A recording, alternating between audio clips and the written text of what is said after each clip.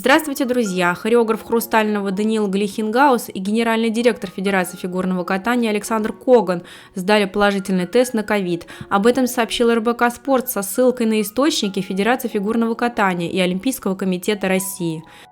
Источник заявил, что тесты были сданы недавно, а болезнь проходит бессимптомно. Однако чуть позже сам Александр Коган рассказал: «У нас все в порядке, должны с Глихенгаузом вылететь вместе с командой, от ложноположительных тестов никто не застрахован», написал матч в своем телеграм-канале.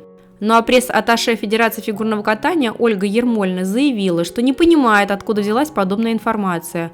Ольга рассказала, что общалась с руководством Федерации совсем недавно, и все было в порядке.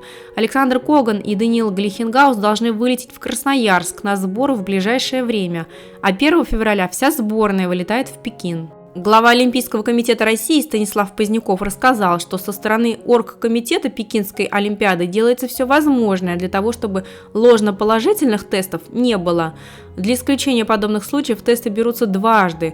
Случаи, когда второй тест оказывался отрицательным после первого положительного, уже были, и затем людей допускали до исполнения своих обязанностей. Лично я очень надеюсь, что тест действительно оказался ложноположительным, и все с нашей олимпийской сборной в порядке. Однако смущают две вещи. Во-первых, как известно, дыма без огня не бывает. Судя по информации от пресс-атташе Федерации фигурного катания, Александр Коган и Даниил Глихенгаус все еще не вылетели в Красноярск, когда как сборная уже несколько дней там находится. Ну и во-вторых, заявление о ложноположительном тесте. Тест может быть как ложноположительным, так и ложноотрицательным. С подобным лично я столкнулась совсем недавно на собственном примере, поэтому искренне надеюсь, что был проведен не просто повторный тест, а более углубленное исследование.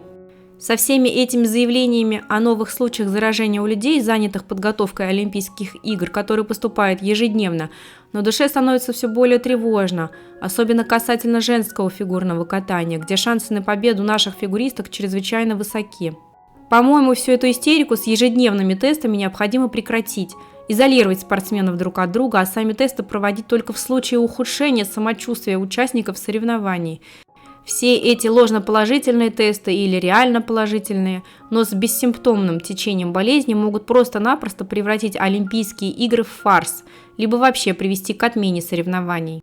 Пора уже понять и принять, что с этой болезнью мы будем жить и дальше. Это, конечно, не означает, что надо отменить все меры предосторожности, но и превращать мировой спорт в клоунаду тоже не стоит.